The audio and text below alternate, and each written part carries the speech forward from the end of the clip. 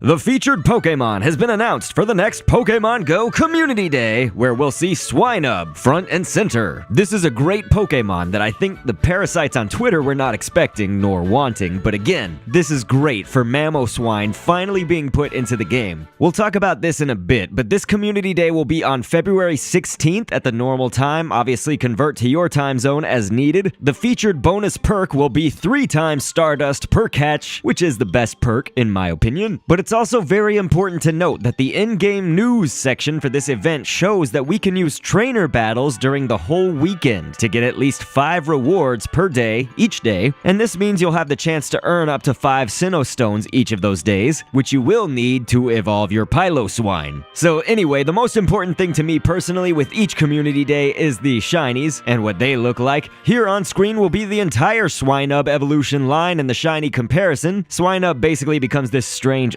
off-green watermelon color, with Piloswine turning yellow overall, and Mamoswine will unfortunately be this kind of pea green yellow color you see right here. Now, speculation for the exclusive Mamoswine move gets a little bit complicated for me to nail down. Mamoswine, like Piloswine before it, is an ice and ground dual type, and it always had many moves from both of those typings in the previous handheld Pokemon games. 2 of the high-level moves in those games were Blizzard and Earthquake, but most of the time Niantic has seemed to include something either completely brand new or a move that's not so common within the type of the featured Pokemon for these community days. Like if you imagine just Frenzy Plant or Last Resort, these are moves that were brought into the game on that community day, but unless they maybe include Ice Beam or Ice Fang, I'm really unsure of what the exclusive move would be. Blizzard would be more powerful than both of those moves under normal circumstances. Maybe it'll just be a guaranteed Blizzard? But alright, that's it for now. I hope you guys get a ton of shiny Swinub to evolve on the 16th of February. Just a word to the wise, Mamoswine will basically be in the top ice attackers in the game once it's in, and it seems as though it'll actually rank 22nd best in HP in the game at that point, as well as 29th for attack. So obviously a good ice-type attacker that will ruin all dragon defenders or raid bosses it goes up against, again, of the dragon type. Seriously, it's gonna be so good. And if Rayquaza comes back into a legendary raid rotation, let's say,